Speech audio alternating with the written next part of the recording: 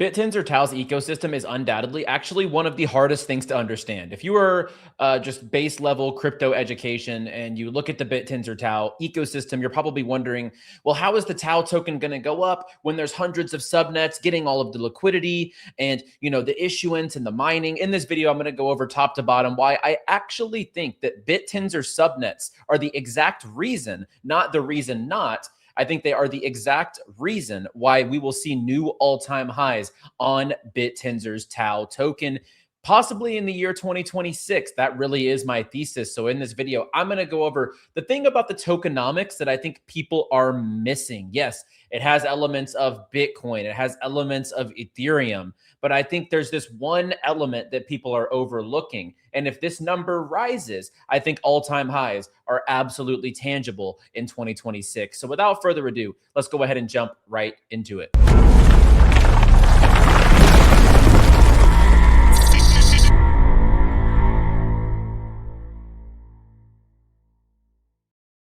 As always, guys, be sure to drop down below, hit that like button, and subscribe to the channel for more. We're coming at you 5 days a week with everything you need to win across the crypto industry. And of course, a big shout out to all of our sponsors down below. We are still running a $120,000 trading competition in affiliation with Blowfin. You can check that out down below if you want to compete for your share of $120,000. Let's get right into it. I don't want this video to be too long, but I want it to be very much straight to the point. Obviously, Bittensor has been the talk of crypto over the last 30 days. We see here at the lows, it was scraping that $170 level. And then at the highs here, we actually saw $360 just about a week ago. This caused, obviously, everyone to pile in on leverage longs and coattail the trade and start talking about Bittensor, even though channels like myself have been talking about it for absolutely, a couple of years worth of time. But everyone on crypto Twitter talking about this token. And usually it does mean that that's a local top for the token. I don't dispute that. When the sentiment gets overly saturated and everyone and their mother on crypto Twitter is talking about Bittensor TAO, this is the next big thing, usually social sentiment doesn't lie. And I wouldn't be surprised if that was a local top. Now, it is definitely not a long-term top, especially if Bitcoin was to turn around right now. Social sentiment wouldn't even matter. I think Bittensor would still be absolutely dominating the narrative. And it is the clear-cut #1 AI token in the entire industry. So as far as social sentiment, yes, we see a lot of people running away. I talked about this yesterday, but vacationers are leaving. The people who were just leverage longing or don't see a long-term vision here, they are leaving since the token's now not only up and to the right, the real long-term visionaries on Bittensor are still here, still creating content, still diving into the ecosystem. And there is so much value to be had in this ecosystem. And those who will actually dig into Bittensor will win, because this is a complex ecosystem. And those with an edge will come out so far ahead than those who just jump in when it's AI season or when they see the TAO token pumping. And of course, my friend 𝗧𝗪 here talking about how it's been 5 days and most of CT has floored their TAO.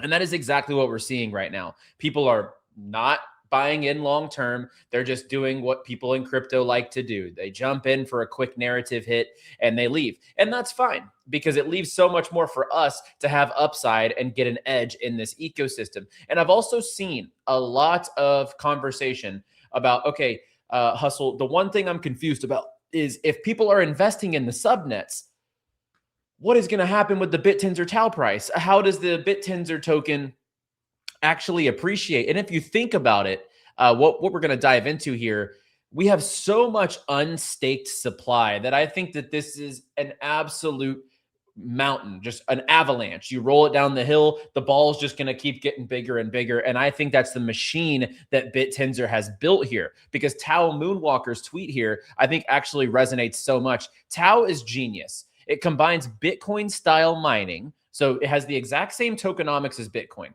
21 million tokens, having every 4 years. The emission rate is cut every 4 years for the miners and the emissions, etc.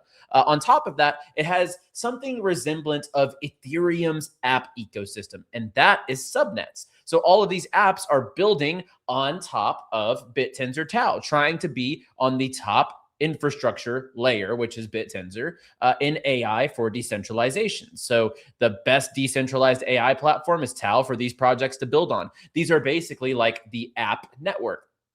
But what's added to it, instead of just people building on top of Ethereum smart contracts or even just building on top of Bittensor smart contracts, you're actually getting incentive mechanisms for these projects. So these projects don't really get paid, quote unquote, or make a ton of revenue unless they get that emission share. Yes, some of these businesses do make revenue. That's undoubted. There are some of these that aren't even in the emission pools. And if you were to go probably look at their business models, they're probably doing okay. But the ones at the top here, Templar, Targan, etc. We literally saw Templar being talked about by Jensen Huang last week on the All In podcast. And while I saw a video about someone talking about, Meta, they're better than Meta at AI, but that doesn't really mean anything. And Tom from Bitcast actually replied to my tweet about that and said, well, Meta spent $72 billion last year on AI. Templar spent $3 million and they're building better models than what's happening at Meta. So yes, it is relevant. And what's happening on the subnets is legitimate. Like there's so much good stuff happening here. There's revenue being made. And these projects like Templar is getting 7% of the daily emissions. So that's the flow, right? You have Bitcoin miners, the mining structure, basically the infrastructure, the 21 million tokens, the halving cycles, the emissions, etc., that go to the miners, which are the ones that are actually the subnets, but you stake your TAO to get those emissions. You can see here Templar getting 7%, Targan getting 6%, etc. With that, the app layer, all of these subnets are basically Ethereum applications. And then the incentive model, which is the actual emissions that are going towards this. But I think something that's misunderstood is, okay, if people are buying the subnets, how is the TAO price going to go up? And I think to someone, from a base level, I absolutely understand. You go over here to CoinMarketCap and let's just go to Templar, for example. You see Templar, it has a market cap, it has volume, it has a long-term chart. So like, Hustle, should I be buying this? Technically, you're not buying subnets. You're just locking up your Bittensor TAO. And long-term, right now, if we look at the stake chart, which I just had pulled up, only 20% of the total supply is staked. If we look here, as of right now, okay, so about 33%, right, as of today. Total staked is 7.34 million, and there's 21 million supply. So right now, there's about 33% of the entire token supply being staked, whether it's between root staking, direct into TAO, etc.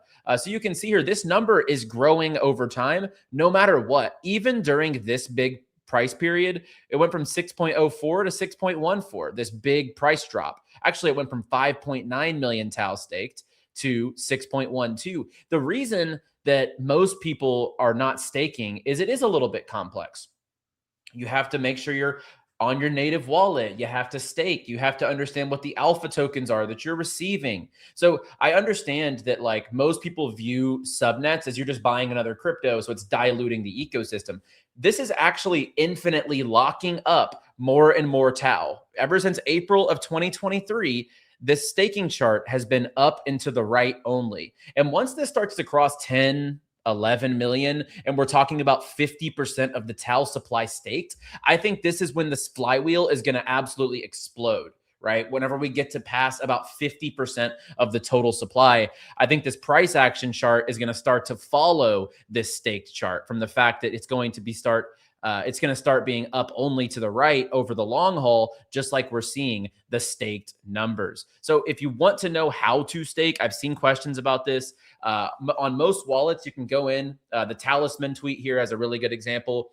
You click stake. You choose which alpha token you want to go in on. You choose a delegator, which is actually or a validator, technically, is what the term would be. And you choose which one you want to stake it with. And it gives you different APRs based on which one you go with. So it's pretty straightforward. And most of the wallets, like I said, like Talisman, that is my recommended wallet. It gives you the steps right there. You just click your TAO, you click stake, you choose which subnet you want to go in on. And I would absolutely utilize TAO stats to make sure that you're in on the top subnets. I'm keeping it very simple, like very ABC. I have money in 𝗕plar, I have money in Targon, and I have money in Bitcast.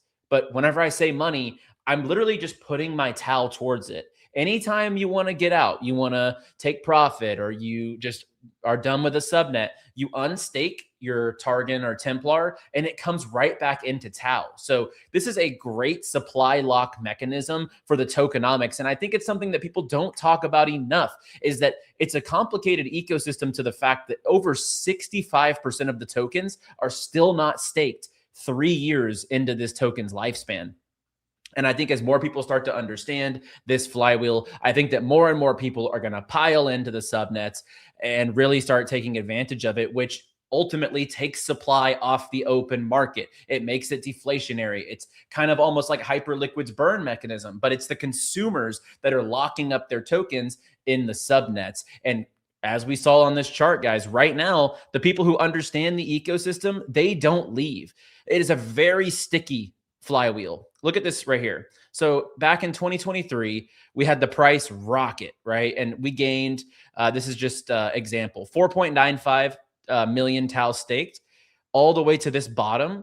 It actually gained about 1.4 million different TAO tokens staked into this. From this big retrace here, it went from 5.8 million up to 6.14. So about 300,000 new TAO staked. The staked chart is up and to the right because people who actually understand this ecosystem are piling in. And I think over time, as more people understand this, I see that this is going to become so much more lucrative for people who are A, staking, but B, I think the ultimate thing that we're looking at here is it's going to be so good for the Bittensor price when all, or not, it's going to be impossible for all holders to do this.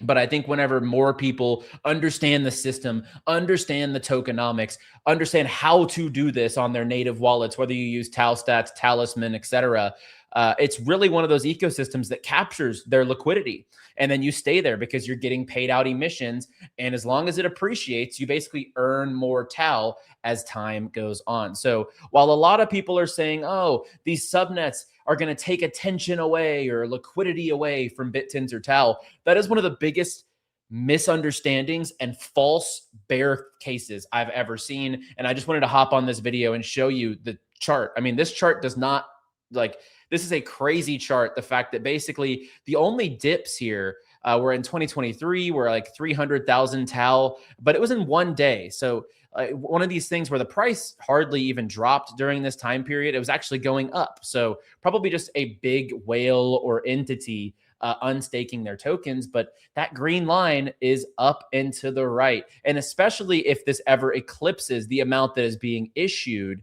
or it's never going to eclipse that because that's just the ongoing emission rate. But as the total stake comes close to this total issued, it could get really lucrative for the Bittensor TAO price and ultimately send this thing closer to that $1,000 price point that me and a ton of other bulls out there see happening over the course of time. So guys, like the video down below and subscribe to the channel. While everyone's going to tell you that the subnets are a hindrance, there's too many subnets, this is actually the most bullish thing for taking supply off the open market and really making this, number one, you could call it deflationary, but more hard to access. Supply and demand, when over 50% of this token is going to be staked, it's going to be a race to accumulate the most TAO as possible. And we're going to have you covered throughout all of that time, guys. So like the video, subscribe down below, and I'll see you guys on the next video. As always, trade responsibly, my friends, and of course, stay bullish, my friends.